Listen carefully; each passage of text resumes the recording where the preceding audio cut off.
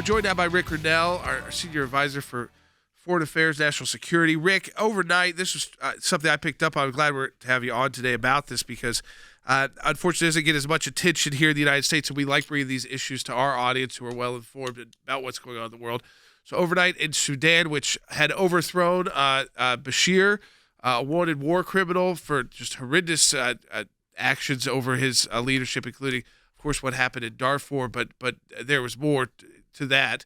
So things were looking positive there. They were looking like they were going to make new relationships with the world, kind of re-engage the world, if you will, and had a interim government in place. The interim government was the civilian-led government was about to take, I think, full control, and the military has come back in again, and a coup has happened. But explain to people again kind of where things were in Sudan, because it was looking up for the relationship between the U.S. I mean, that used to be the home of, Osama bin Laden. Jordan, add Sudan to the very long list of countries that have been directly impacted by the lack of leadership of Joe Biden.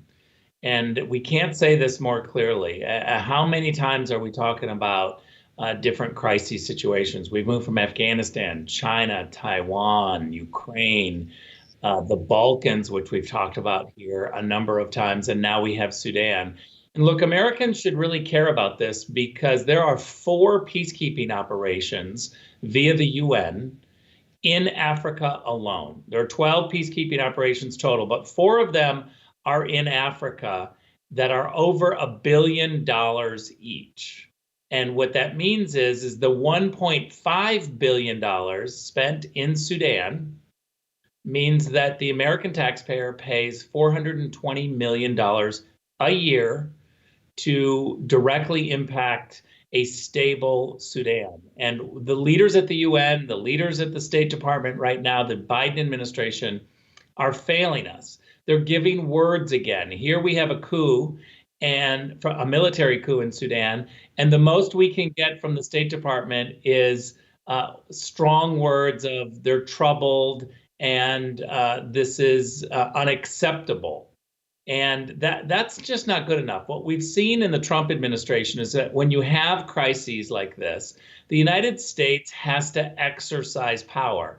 If we don't exercise diplomatic power and leadership, then it ultimately means we got to send boots on the ground if it becomes one of those situations where the country allows terrorists to have a safe haven and the programs begin, the WMD programs or terrorist programs begin to take hold. So this is the reason why we should care, is because we've got situations spiraling out of control because of the lack of leadership from the Biden team. And I'm not sure that this is going to end here in Sudan. We're going to have problems around the world.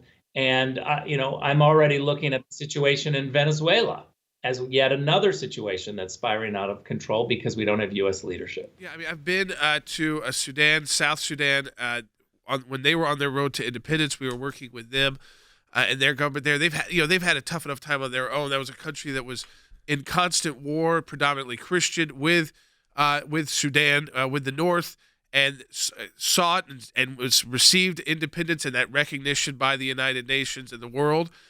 But they've had a tough time. But then there was that glimmer of hope, more than a glimmer, when Bashir was overthrown.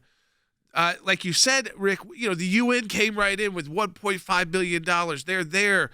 They shouldn't have been caught off guard by this military coup. And like you said, it takes something that was again, it was a major positive step to get rid of Bashir and move forward that way and kind of eradicate the terrorism, eradicate the problems, so that they've got oil, they want to re-engage the world, and I think they were in talks, I think, about like the Abraham Accords too. So this is a huge step back, but like you said, it's not. It's also the U.S. This could pose a direct threat to Americans. Yeah, it's such a good point and a reminder of how far we've come in Sudan. I was there at the UN when we first started this issue. We've closed certain peacekeeping operations. The name UNMISS probably doesn't mean much to people, but it's the UN mission in Sudan, was originally closed because we made progress. We were able to bring stability to Sudan. And now what we're seeing is, because of a lack of leadership over the last 8 months, and by the way, many countries are clamoring to have U.S. diplomatic help or U.S. action in some sort. And this doesn't mean boots on the ground, but it means diplomatic action. And they're not getting that action. And so for Sudan, that means stability and the progress. As you point out, they were very close to having an Abraham Accord. And now what we see is a military coup. The government has collapsed. There is chaos in the streets. People are in fear again. And we've seen this over and over in Sudan. It means we're wasting a lot of money because we don't have U.S. leadership. And that's sad to me, and it points to a whole bunch of countries around the world that are going to be in the same situation. We didn't, seizing on the moments, like when Bashir was overthrown, or when these countries were willing to make peace with Israel, work on economic relationships. You've done it with Kosovo and Serbia, these Muslim-Christian divides that we're starting to break down. I mean, especially in the Gulf states, and then in North Africa, we were starting to see a breakdown of some of those divides, and the way of kind of lumping them all together as well. They're anti-Israel, and though some would work with the United States, they'll never work directly with a place like Israel.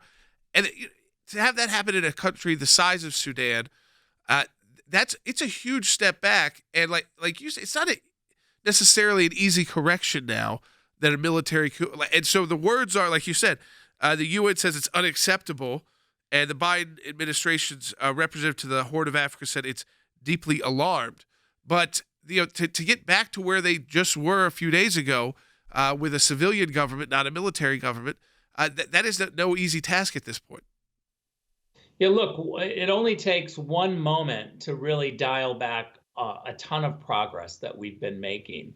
And by the way, I'll add, we need to be watching Mali in the northern part of Africa, because the French are signaling that they need help from the United States. Leadership, diplomatic help when it comes to Mali. We've seen now the Russians taken over in the Middle East because of the Biden vacuum of leadership. I talk about this in a piece on ACLJ.org. If you want to get a little bit more, you can go to ACLJ.org and look at that piece.